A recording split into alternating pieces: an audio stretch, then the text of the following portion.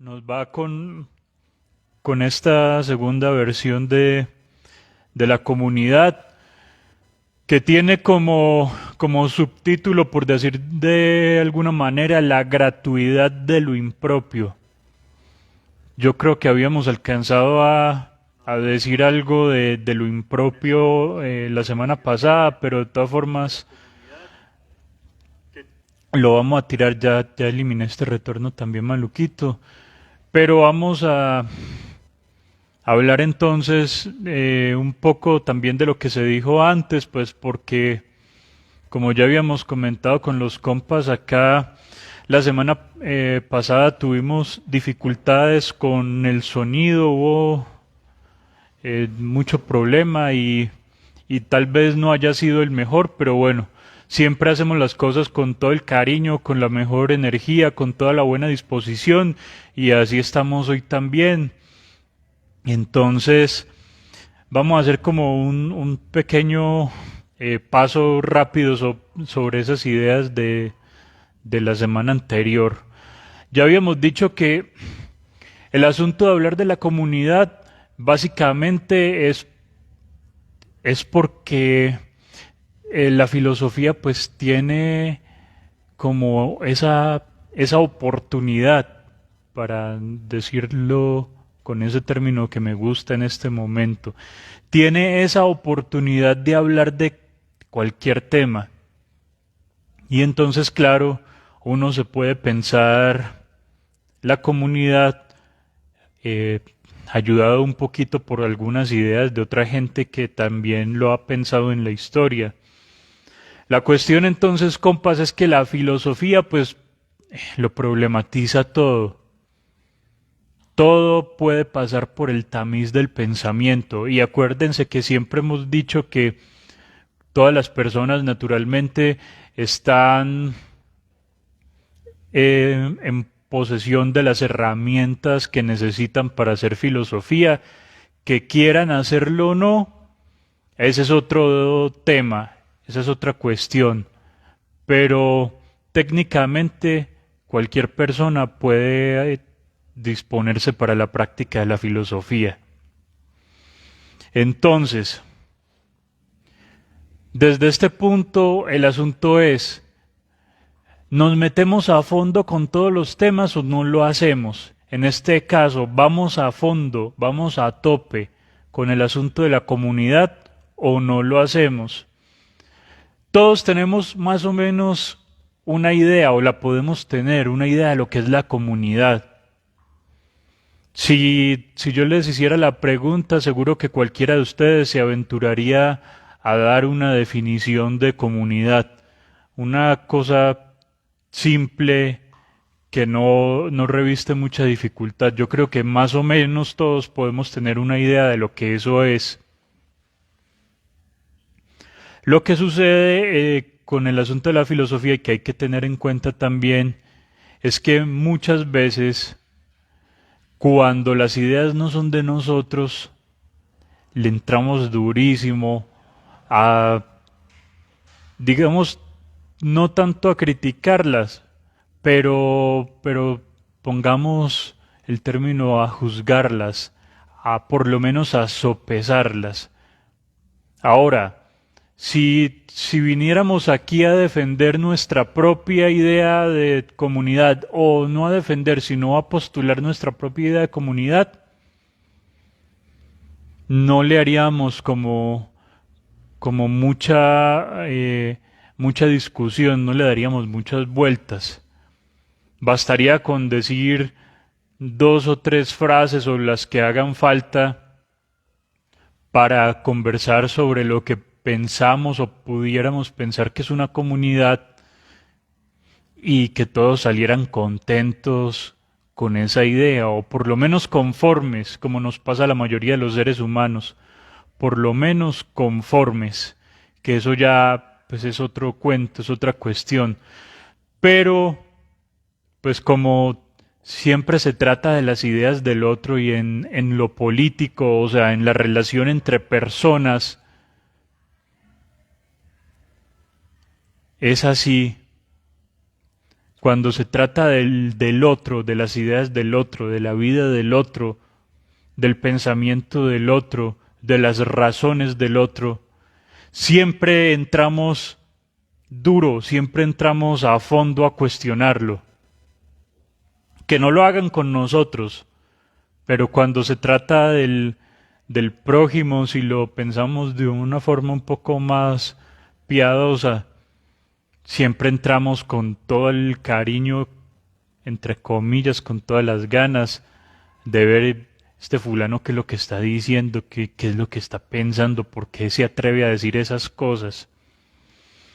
Pero entonces, como para cerrar este apartado, recordemos también que el sentido de lo político siempre es el otro. Por eso les hablaba de lo político como las relaciones que se dan todo el tiempo entre las personas. Por ejemplo, en este momento entre todos ustedes y yo hay una relación que se está dando, que está ocurriendo, y es que estamos aquí en torno a este tema, ustedes me están escuchando, yo les estoy diciendo algo y en algún momento cualquiera de ustedes puede hacer cualquier comentario, cualquier pregunta y ese, digamos, intercambio dialéctico, si lo queremos poner de una forma técnica, está perfeccionando lo que son esas relaciones entre ustedes y yo. Entonces ahí hay un hecho político. Ese es el sentido de lo político, el otro. Desde mi punto de vista, el otro son ustedes y desde ustedes, el otro soy yo. Vean, yo la semana pasada les había hecho una breve mención de, de una novela que está ambientada en Sabaneta. Se llama Rara Avis. La semana pasada no recordé el autor de la novela y por eso no se los tiré así, pero el señor se llama Gaspar Chaverra. El señor era oriundo de Bello, vivió entre finales del siglo XVIII y principios del siglo XIX. Esta novela Rara Avis fue publicada en 1911, si no estoy mal, les quedo debiendo la certeza del dato, pero más o menos es por esa fecha, principios del siglo XIX, como les digo, está ambientada en Sabaneta, de hecho, aquí arribita en Palenque precisamente es donde se da la historia de Rara Avis. Nuevamente les comento, el autor es Gaspar Chaverra. ¿Por qué les traje esa novela? Porque habíamos hablado de una característica también para empezar a pensar la comunidad, que son las ficciones fundacionales.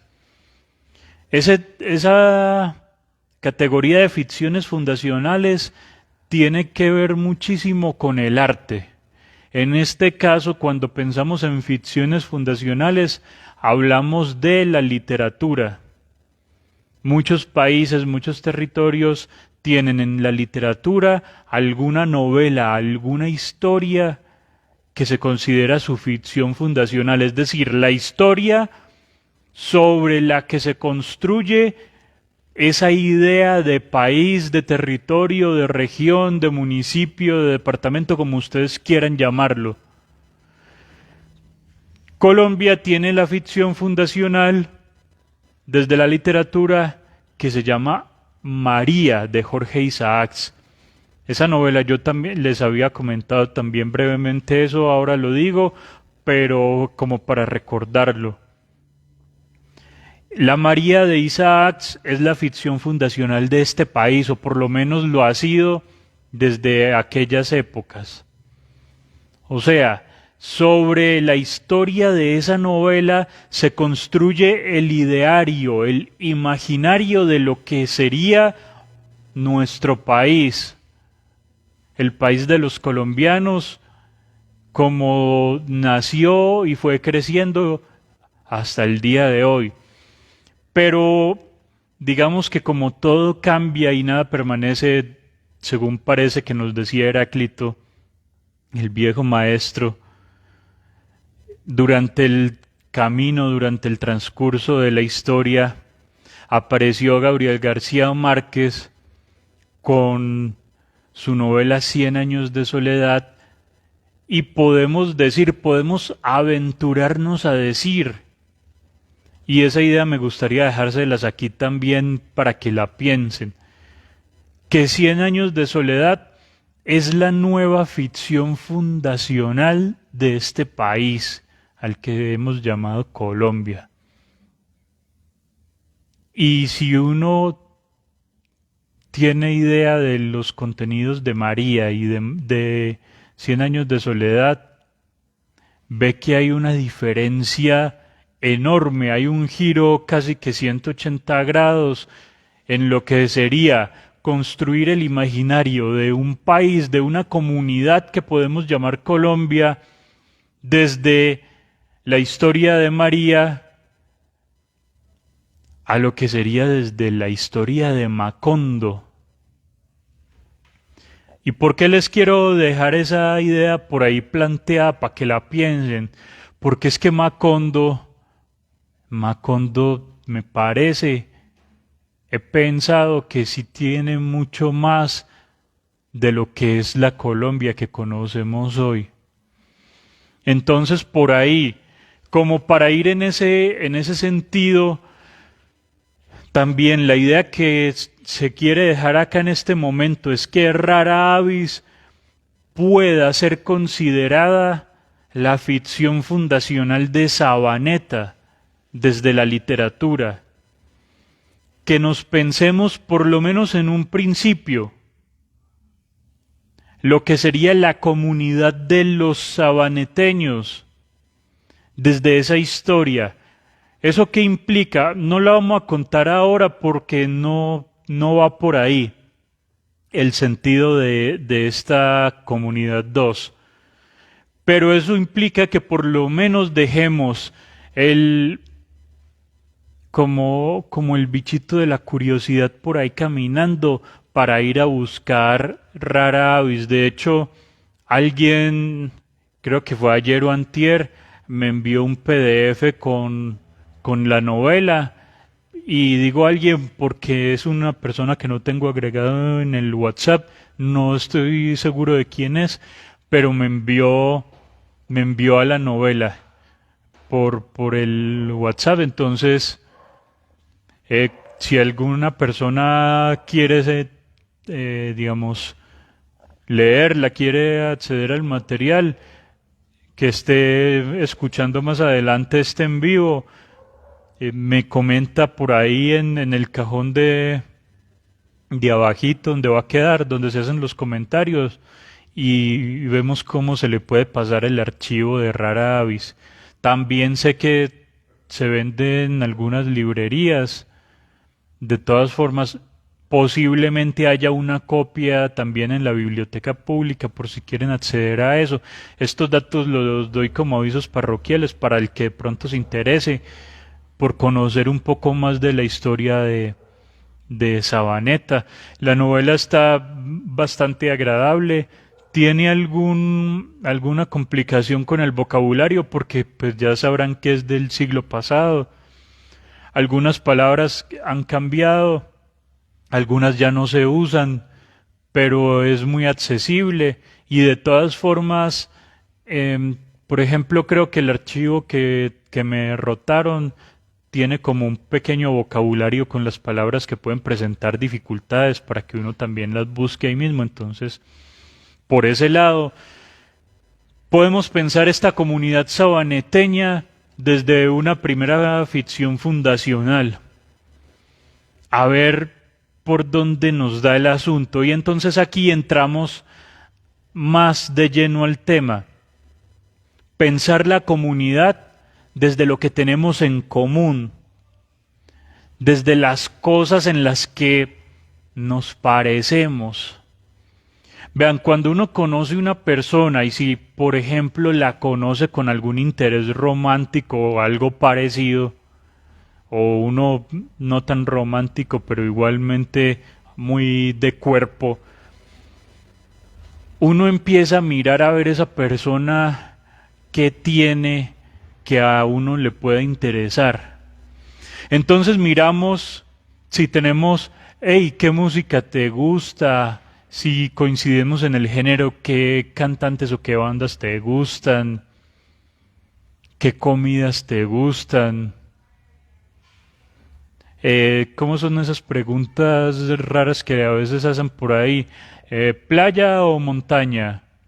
¿Frío o calor? Mm, ¿Huevo tibio o huevo revuelto? Cosas así, a ver si por ahí vamos encontrando las afinidades. Si vamos encontrando afinidades, vamos construyendo un vínculo con esa persona. Y sucede así a escala micro, hablando de dos personas, pero también va creciendo. La escala va creciendo. Y si hay un grupo de amigos, el grupo de amigos puede que se aglutine, se forme en torno a algo. Por ejemplo, a un equipo de fútbol. Van todos los domingos al estadio a ver X equipo. Tienen eso en común. Entonces aquí vamos a tirar el primer término que preguntaba Alex antes de empezar el en vivo y es de lo propio. Tenemos en común cosas que son propias de cada uno de nosotros. Entonces, lo propio es que a mí me guste la salsa y a los compas también les gusta la salsa. Eso es propio mío y propio de cada uno de ustedes. Pero a partir de eso que es propio de cada uno de nosotros, construimos esa comunidad porque ya se vuelve algo que tenemos en común.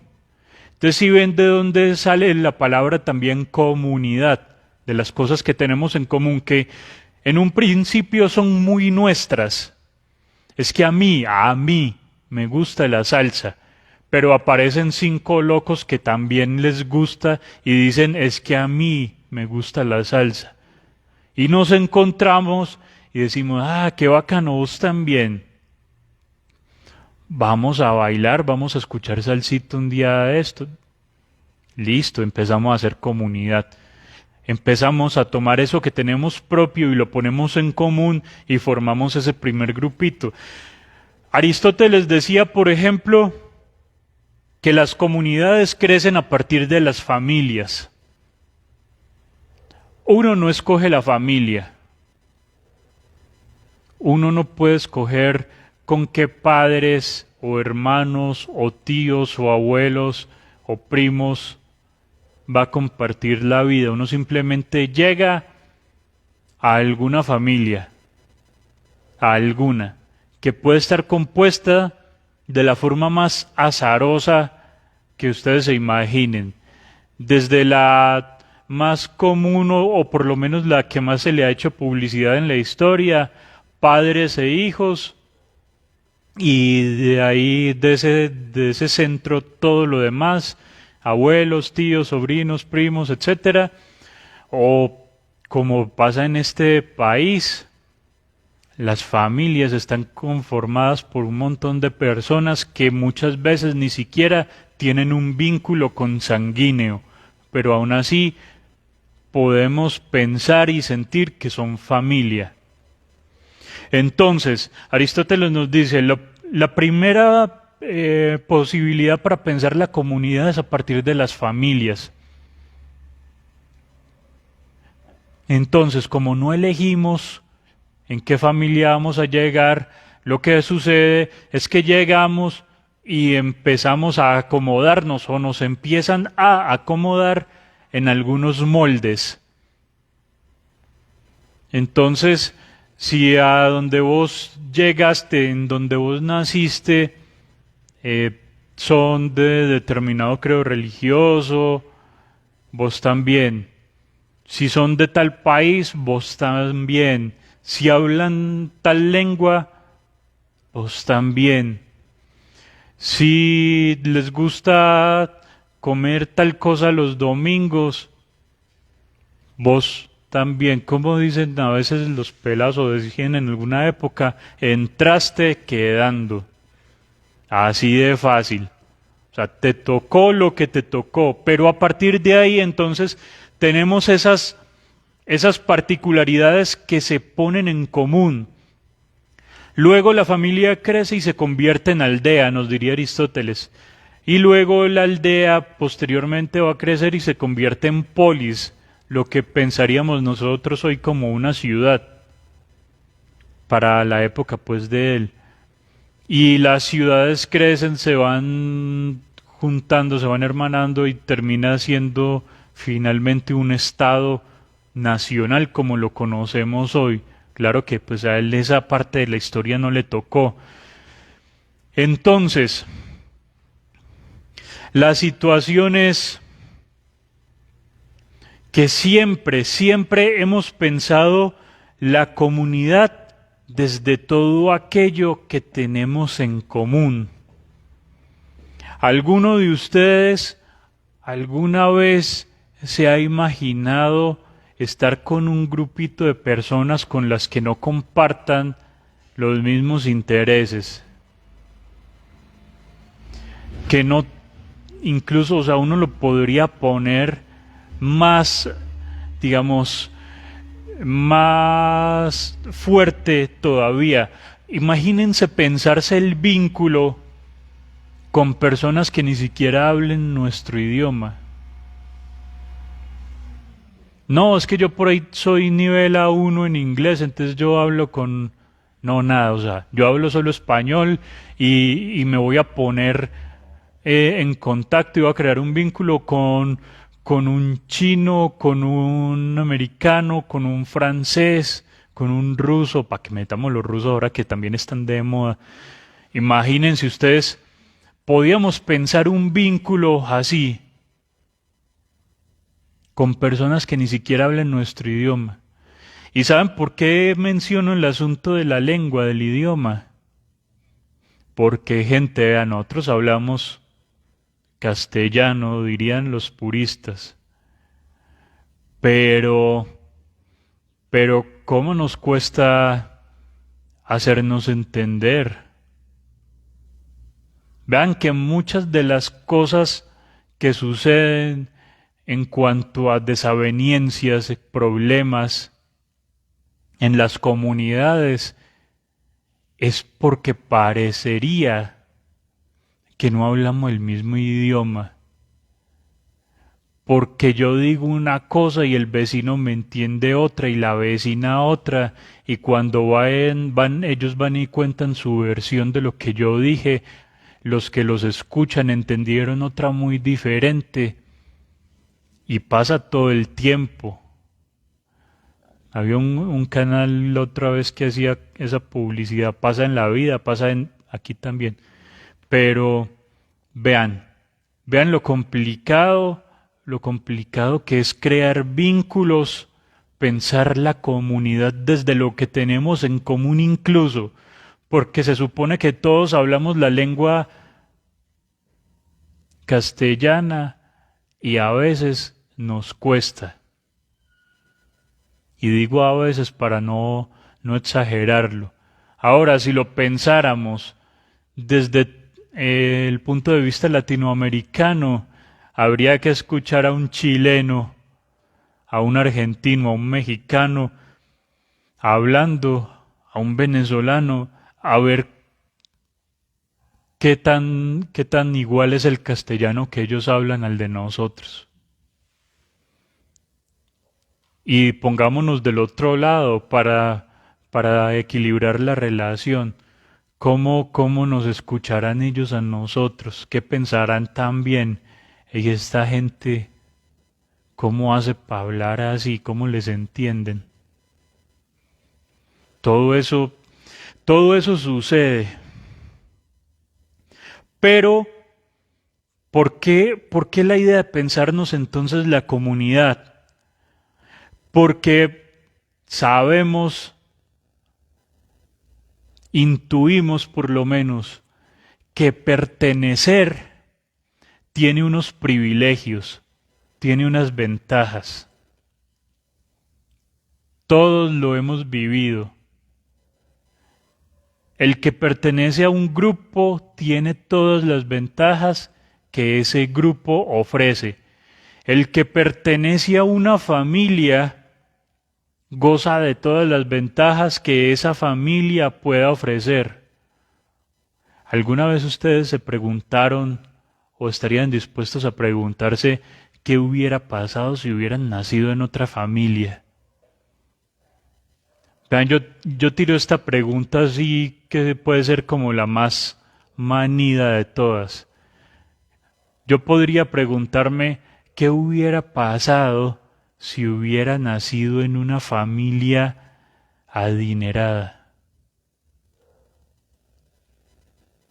Imagínense las ventajas que nacer en ese lugar, en esas circunstancias, me hubieran representado. Y así ustedes pueden preguntarse esa o cualquier otra que se les ocurra. De hecho, hoy volvimos con el miércoles de preguntas raras en las redes del vicio pensar para que también eh, los que más adelante oigan esto y se quieran por ahí lanzar con sus preguntas raras, pónganlas y vamos a tratar de responder. No les garantizo una respuesta sensata ni exacta porque, además porque hoy respondí un par de preguntas también que, mejor dicho, si les cuento, mejor pásense por las redes y las ven y ven las respuestas, pero para que se animen también. El asunto, el asunto entonces es que, vean, tengan esto presente, pertenecer resulta o parece que puede resultarnos algo ventajoso. Imagínense qué ventajas podemos encontrar por el hecho de pertenecer a la comunidad de este estado que se llama Colombia. Es decir, ¿qué ventajas tenemos por ser colombianos acá en nuestro país?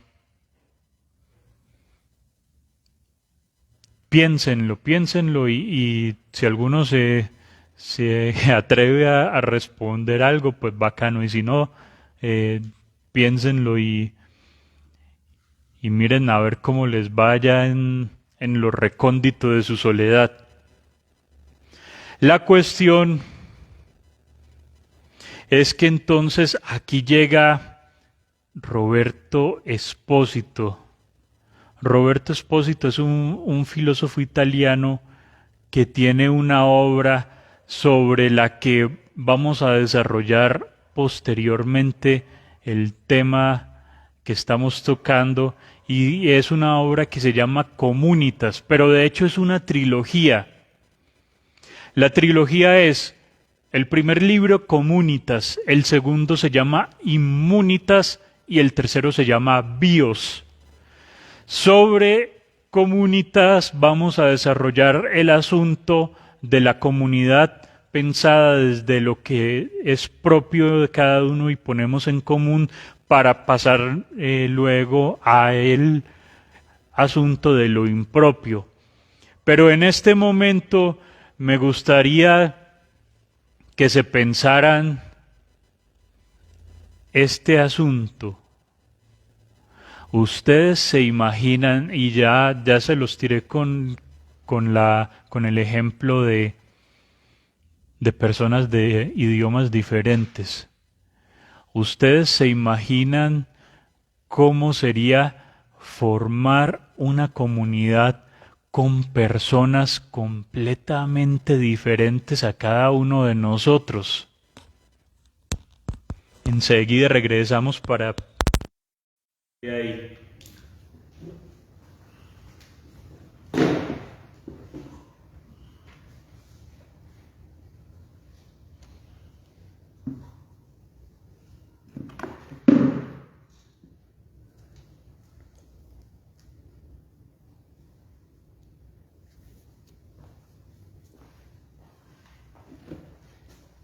Buenas noches. Hola. Hola. estar aquí, hombre. Compa.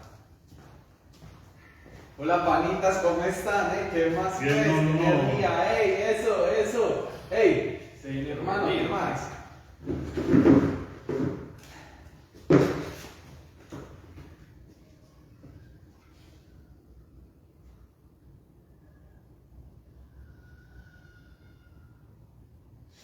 Ay, yo recuerdo que eran como yo creo que eran las 12 de la noche. El río estaba bravo. Parce, llegaron unas canoas. Yo recuerdo que las canoas llegaron, tenían incluso doble motor. Y aterrizaron ahí en la playa. Yo me había escapado de la casa. Parce, se bajaron unos manes. Tenían como unos uniformes verdes. Yo era muy niño, no recuerdo bien. Y llegaron a la playa muy bravos. Recuerdo que simplemente se adentraron a la comunidad, se escondieron, miraron bien y pasó media hora y tiraron una pipeta a la iglesia. Y como la gente tenía miedo, toda esa gente que estaba allá metida, pues yo ahora que estoy grande, supongo que estaban rezando, murió allí. Yo creo que Dios los escuchó y deben estar en el cielo. Y yo como negro me tocó escapar después porque no era capaz de... Iba creciendo y pensando en esa historia tan maluca. Murieron justos por pecadores. Oigan a esta, yo lo que digo es que por lo menos, no sé, yo creo que era una gente muy humilde que estaba ahí en su tierrita y el río. Yo no sé, pero a mí se me viene el río a la mente. El río con toda su fuerza, con todo lo que les ha permitido vivir y desarrollar su cultura. Pero sí me deja como cabreado tanta maldad que hay en el humano. Pero me quedo con el río porque el río quedó ahí, quedó la memoria, quedaron las buenas cosas.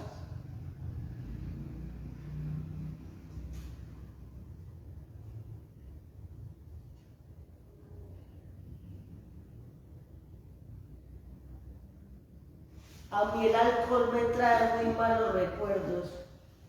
Yo recuerdo que mi padre, cuando yo era muy pequeña, bebía mucho. Bebía domingo, martes, miércoles, jueves, viernes, sábado y domingo. Solo descansaba los lunes.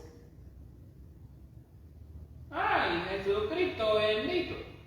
Yo tenía como 9 años y mi papá llegó de Barranquilla. Recuerdo que trajo una lavadora de esas que tenían como yo no sé si eran 2 baffles y ya donde agarrarla. Y puso pura música de Darío Gómez. Mi papá estaba feliz, pero yo no entendía. Él sacó una botella ahí de cerveza y empezó a beber y después compró aguardiente.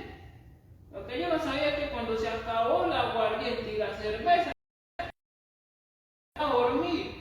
Fue como que a los días se montó en un bus y que rápido echó. Yo tampoco entendía por qué mi hermanito que tenía 9 años, yo tenía 8, lloraba y lloraba como una nena. Lo que sí recuerdo es que mi papá se montó con esa botella de agua. Chorrito, uno así está, pues yo acá con ustedes, yo acá no veo la hora, yo porque esta está vacía, pero yo quiero, pues no sería, qué más grato que compartir un sopo con ustedes. Y más que esa cordialidad y qué rico entender que ustedes también vean lo que ya han vivido.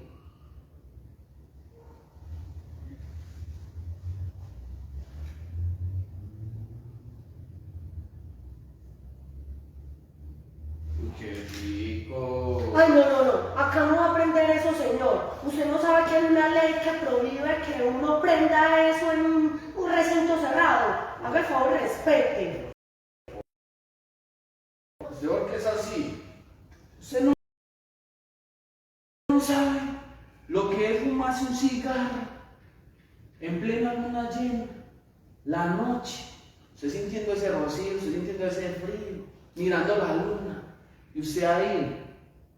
Es que no, la cosa no es el humo, la... Parce, haga deporte. Eso le desnubla la mente.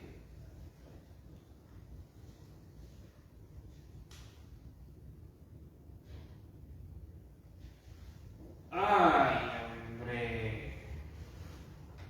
Yo recuerdo que estaba... Mis papás me habían mandado por la puta mierda porque no quería hacer nada. No había ni siquiera ni un tomate en la nevera. La verdad es que yo no quería ni estudiar. Porque es que en este país, puta mierda, la gente que estudia para poder alcanzar un cargo tiene que tener rosca. Y yo recuerdo que iba por el centro y yo iba con mi parcero que siempre me acompañaba. Y claro, vimos un piro borracho pagando y le sacamos la billetera, perdió. Porque, ¿saben qué? Gracias a eso comimos como 2 semanas.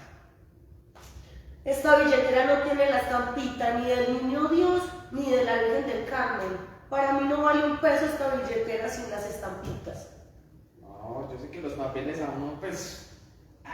al fin y al cabo los papeles también eso es una embalia, uno favorecido y otro no, y uno no es una cifra. A mí no que me digan lo que ustedes quieran, pero uno no es una cifra. Pero lo otro que yo sí respeto es que yo sí creo en los amuletos. Una vez una doña me regaló una estampita de San Miguel Arcángel que para que me protegiera el demonio. Yo no es que sea el más creyente, pues, pero yo creo en las energías.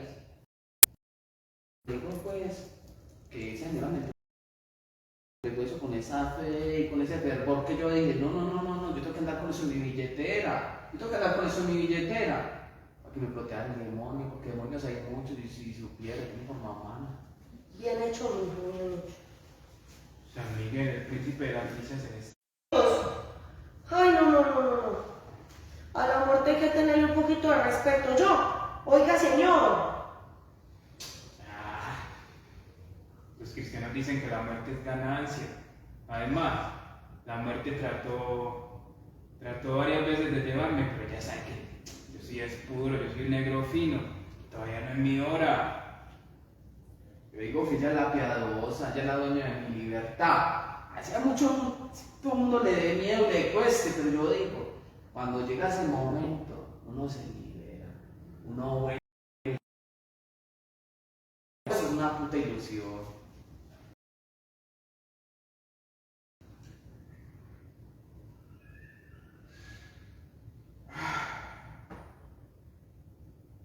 No, y aquí que nosotros contando cosas, y si les contara...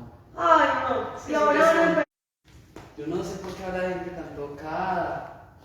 Uno solo viene aquí a compartir una experiencia, un relato, todo el mundo choca, nadie se entiende. En vez de simplemente dejarse ser. Es que yo recuerdo, yo vi a un tipo en estos días en el parque diciendo, dejen ser al otro, pero que, ¿eso por qué cuesta tanto, hermano? ¿Por qué cuesta tanto? Entonces yo estaba una vez por ahí en las andanzas, o sea que a uno nunca le faltan las andanzas. Y escuché un rolón, escuché un tema que eso me dejó como cabreado. Entonces, aquí va.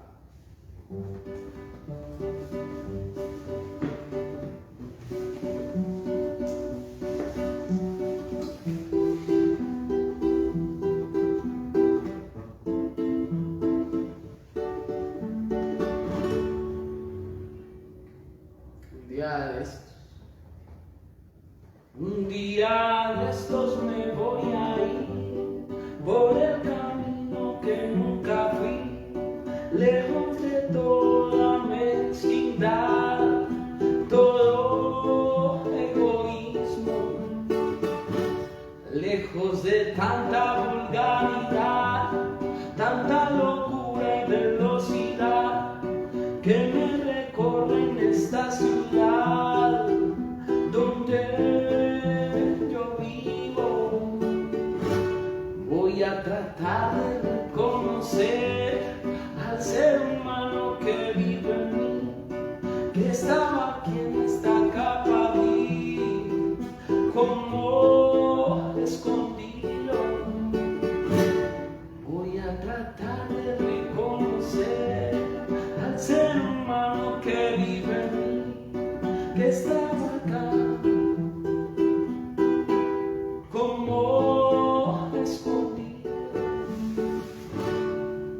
a charlar con el niño aquel que va tranquilo en su soledad, con animales y nada más.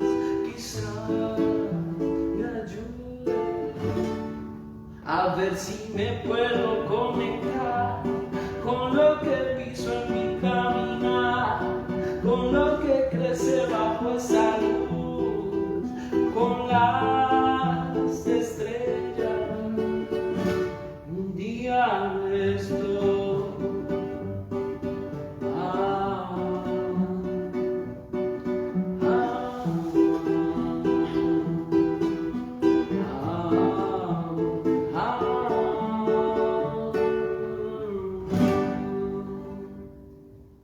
Así es mi niño.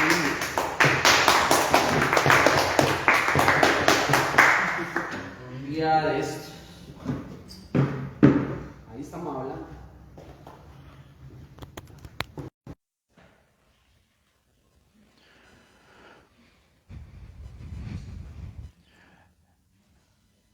Hagamos un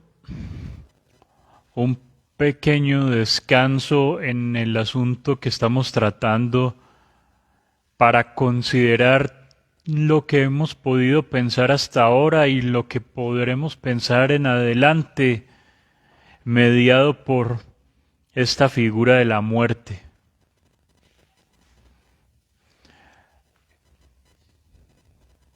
Heidegger nos dice que somos seres para la muerte y nos plantea que siempre vivimos una existencia inauténtica en la medida en que todo el tiempo estamos haciendo cosas para evitar pensar que en algún momento vamos a morir.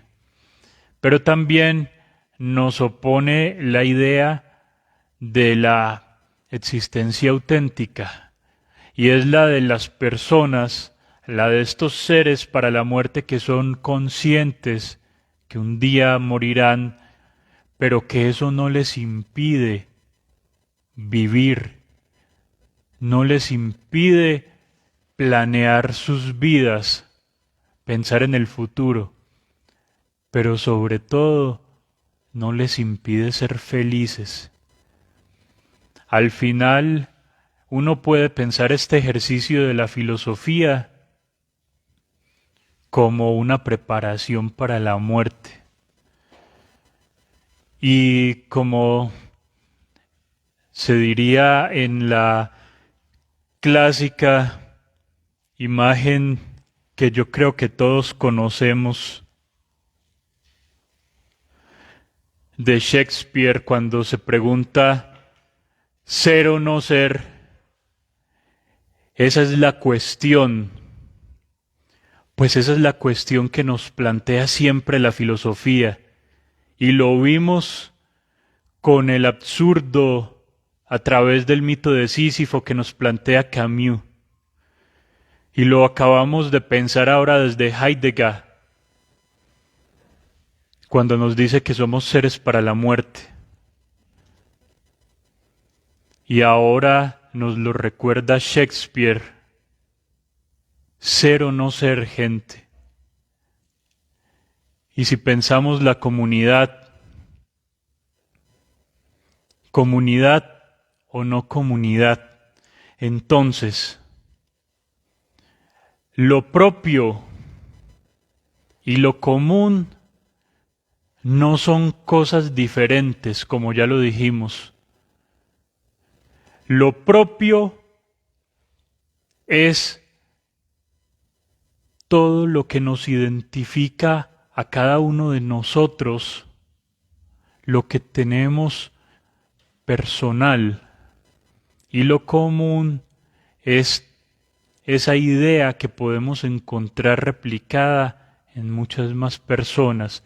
Entonces, pensar la comunidad desde lo propio es pensar la comunidad poniendo en común todo aquello que es propio de cada uno de los que integramos esa comunidad. Pero entonces Vuelve Roberto Espósito y esta vez apoyado en Simone Weil, una maravillosa autora, y nos tira una categoría opuesta a lo propio, y es la categoría de lo impropio.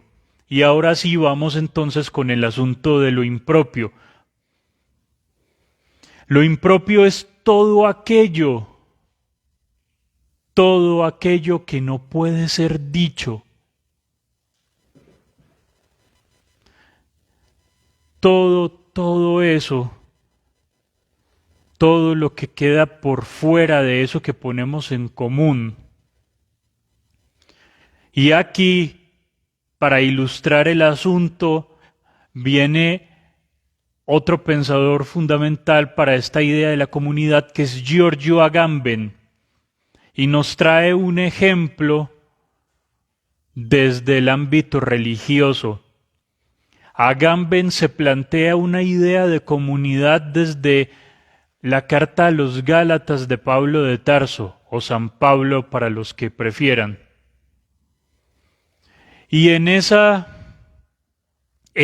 carta a los Gálatas, dice Agamben, se nos plantea una posibilidad de pensar la comunidad desde lo universal. Y lo universal implica que no se excluye, que no se queda nada por fuera, que no queda nada sobrando, que no hay periferias.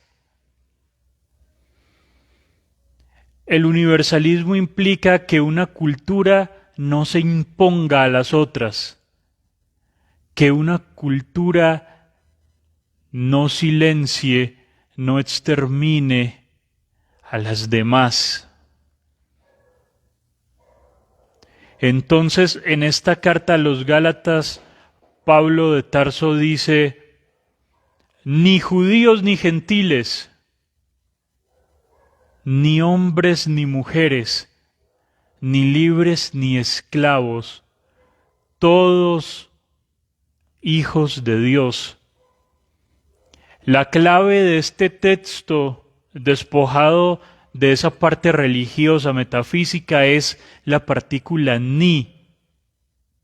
Porque no está sumando, porque cuando sumamos el término mayor termina envolviendo el término menor. No estamos propiciando una aculturación, estamos incluyendo, estamos dejando entrar. Por eso dice, ni ustedes, ni unos ni otros, sino todos. Aquí nadie suma a nadie, aquí nadie se sobrepone a nadie. Pensar ese texto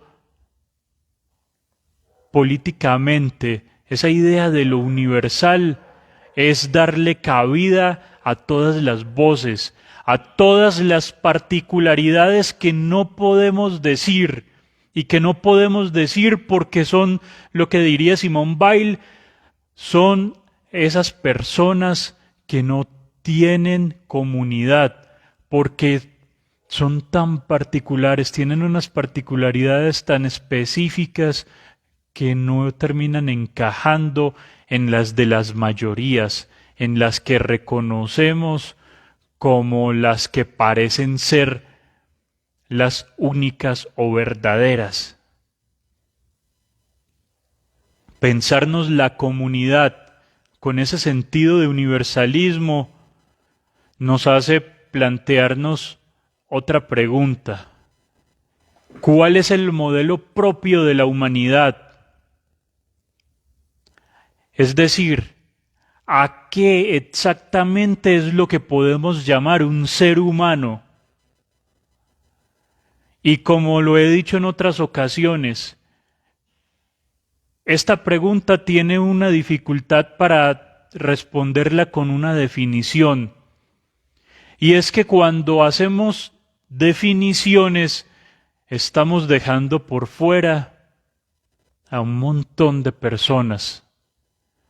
Si yo defino el ser humano en este momento de una manera específica y me pongo a mirar fuera de esa definición, van a haber un montón de seres humanos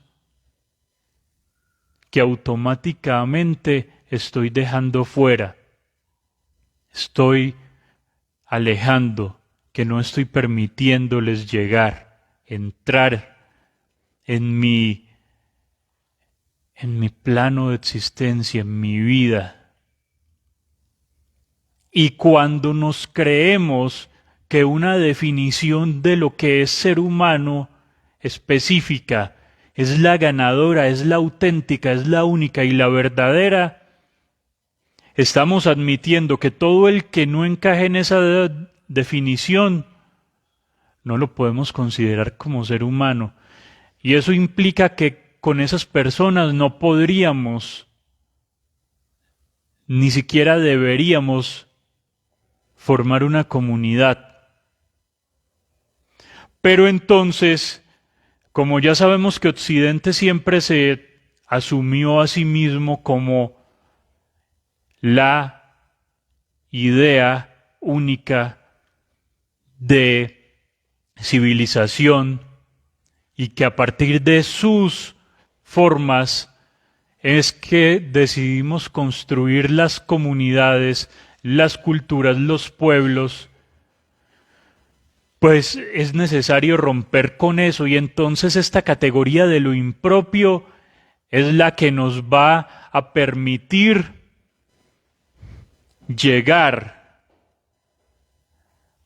a que todas las personas puedan formar una comunidad. Entonces, ¿dónde está el asunto del tema de hoy finalmente? La gratuidad de lo impropio es porque todo eso que es impropio lo podemos dar y siempre lo hemos dado gratis.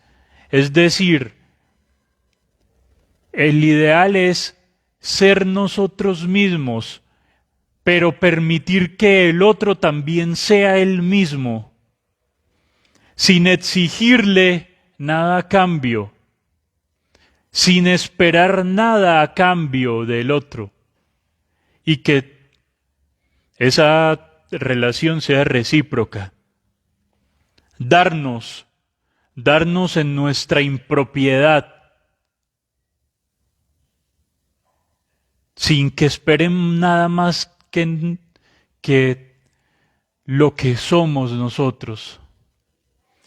Jacques Derrida nos diría precisamente que el don, el dar, se perfecciona simplemente cuando entregamos sin esperar una retribución. Pensar construir una comunidad desde lo impropio nos da la oportunidad de permitir a cualquier ser humano que sea,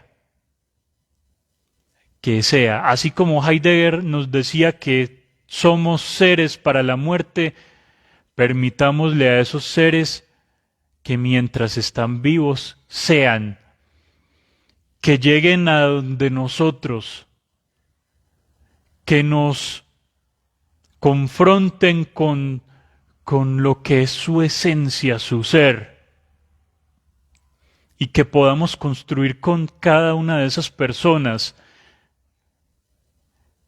a partir de todas esas diferencias, lo que puede ser una comunidad de lo que nos hace diferentes. Entonces ya no vamos a pensar en corrillos, en grupitos como nos decían en el colegio, seguramente algunos de ustedes se lo dijeron, el grupito de atrás o los del grupito de tal, para no pensar en bandas, en clanes, en cosas muy específicas, sino en una comunidad que está construida y sustentada desde lo que permite todas y cada una de las diferencias de todos y cada uno de los seres humanos que la pueden componer. Una comunidad pensada desde la diferencia, desde lo impropio, desde todo aquello que nunca hemos podido o nos hemos atrevido a decir. Eso impropio, esa categoría de lo impropio, puede llevarnos a pensar, a construir una comunidad mucho más genial de las que hemos vivido y experimentado hasta este momento. Tal vez no sea la idea final, tal vez no sea la idea única o verdadera y lejos está de nosotros proponerla, porque para enfrentar a una esencialidad no aguanta proponer otra esencialidad. Precisamente lo que intentamos con el vicio de pensar es romper, deconstruir todos esos esencialismos. Entonces, a esa hegemonía occidental no le vamos a oponer otra hegemonía, no.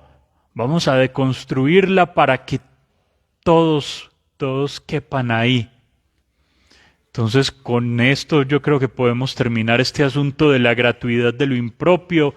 Los queremos mucho, muchas gracias por compartir y que la pasen bien y a ver cómo terminamos de construir una comunidad más genial de la que tenemos.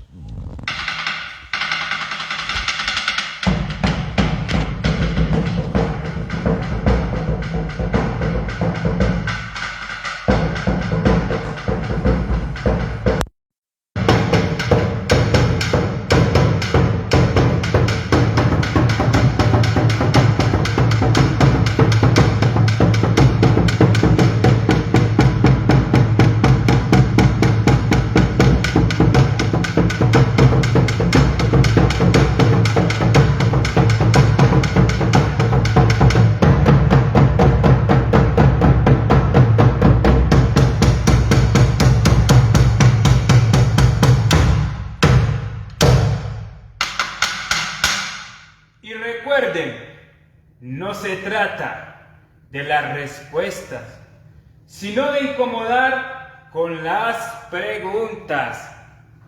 Chao, chao.